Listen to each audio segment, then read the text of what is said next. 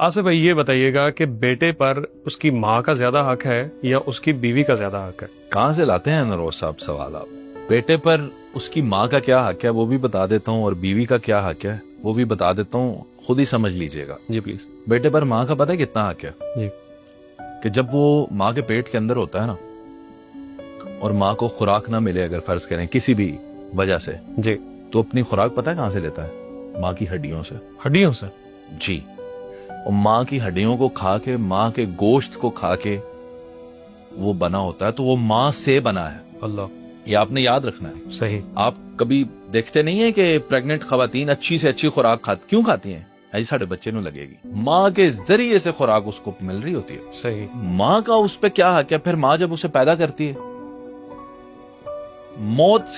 मौत जितना ड्रामा वो बर्दाश्त करती है, बिल्कुल। फिर वो दुनिया में आता है, फिर उसको पालती है। कैसे? क्या कुर्बानियां देकर, अपनी नींदें कुर्बान, अपनी सारी जिंदगी की सोशल एक्टिविटीज, हर चीज तबाह, बच्चे को बड़ा करना। बिल्कुल। उसकी स्कूलिंग, उसकी सारी परेशानियां, फिर उसको चोटें लगनी, उसमें उसके ट्रॉमे, वो सारा कुछ माँ ने बर्दाश्त करके उसे बड़ा किया। अब आप पूछते हैं कि माँ का कितना हक है?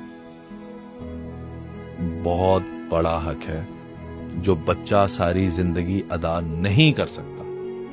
आप वो ऐसे ही तो नहीं मिसाल बनी कि आप माँ को उठा के भी हज भी करवा दे, कंधों पे उठा के, आप उसका हक नहीं अदा कर सकते। बेशक है सर। क्यों? क्योंकि उसने अपनी सारी जिंदगी जी ही आपके लिए दी। अब आखिरी वक्त में आपको देखकर जीती। सही। और आप कहेंगे जी ਤੁਹਾਡਾ हक ही की है। You can not say that. बिल्कुल। अब इसका मतलब ये नहीं लेना कि माँ का इतना बड़ा हक है तो जो बेटे की बीवी आएगी वो माँ की गुलाम होगी। सही। इसका मतलब ये भी नहीं लेना। असल यही पूछने का मकसद था जी। अब यहां पे आपने ये समझना है कि एक बेटी जो अपने भाइयों की शहजादी, अपने बाप की रानी, अपने घर में परियों की तरह पली, किसी मैली चीज को हाथ में नहीं लगाने देते थे, इसने तो चले ही जाना है, इससे काम ना करवाओ, प्यार से, नाजों से। बिल्कुल।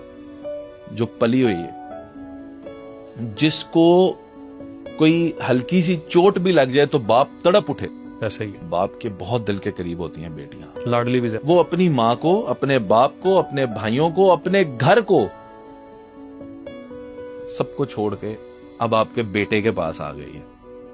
अब आप पूछते हैं कि उसका कितना हक है? तो उसका भी बहुत बड़ा हक है आपकी जिंदगी के ऊपर। उसने सब कुछ आपके लिए छोड़ा। अब you have to take care of her. अब आपने ये देखना है कि ऐसा ना हो कि कोई भी आपके घर से उठ को उसको इसलिए ताना मारे क्योंकि वो आपकी बीवी है तो हमारी नौकरानी है। बिल्कुल सही। ये नहीं होने देना। उसके अपने घर में उसकी माँ भी थी, उसके भाई भी थे, उसका बाप भी था, उसका चाचा भी था, मामा भी था, सारे उसके दिफा के लिए मौजूद थे।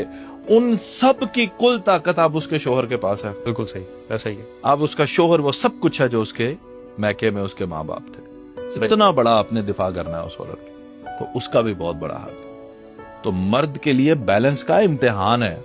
माँ और बीवी बहुत ही अच्छा रहेगा जब वो दोनों को बैलेंस करके चले। माँ को माँ का दर्जा दे, बीवी को बीवी का दर्जा दे। सही सर अगर अक्सर होता है कि माएँ अपनी बेटे की बीवी से यानी बहू से किसी न किसी वजह से ना वो गुस्सा निकालने के चक्कर में शिकायतें झूठी लगा दी या उसको डांट दिया या जैसे भी मामला सास बहू के चलते हैं, तो ऐसी सूरत में मर्द को क्या करना चाहिए? मैनेज वो कैसे करेगा? आप भाई पहले दिन से जब अपनी पॉलिसी सीधी रखेंगे ना जी, जिसकी गलती है आप उसी को बताएंगे, उसी हिसाब से ट्रीट करेंगे। सही। तो आपके मामलात हमेशा सीधे रहेंगे।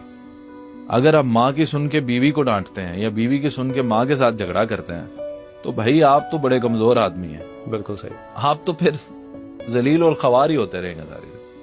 सही। जब आप बैलेंस करना जानते हैं, आपको पता है कि क्या हुआ है क्या नहीं हुआ। आप भी कोई बच्चे थोड़ी हैं, आपने जिंदगी सारी माँ के साथ गुजारी है, बीवी को भी समझ जाएंगे। सही है। तो ये आपने देखना है कि ये बर्तन जो है ये खड़के जरूर, टूटे ना। टूटे ना। बिल्कुल। टूटने नहीं देना। सही। खड़कते रहे वो तो फिर घर है, चलता है, चीजें थोड़ी बहुत तो ऊपर नीचे हो जाती हैं। बैलेंस करें। बिल्कुल। पहले दिन से कवानीन अपने जो है वो सीधे रखें, सेट रखें।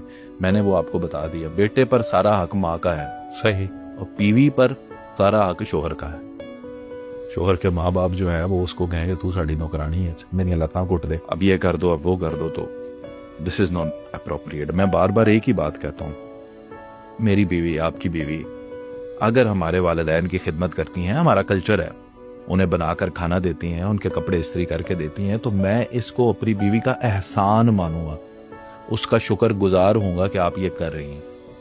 असल में होता यह है कि वो ये कर देती हैं और फिर हम उनकी ड्यूटी में शामिल कर देते हैं। ऐसा ही होता है। अगर आपकी बीवी बीमार है और वो ब्रेक चाहती है, वो चाहती है कि आज मैं खाना ना पकाऊं, और आपके माँ बाप उसे उठ के कहते हैं आज तो रोटी क्यों नहीं पकाई, वो उसकी ड्यूटी ये आप समझ नहीं कहने दें, ये उसकी ड्यूटी नहीं है, उससे भी ब्रेक चाहिए।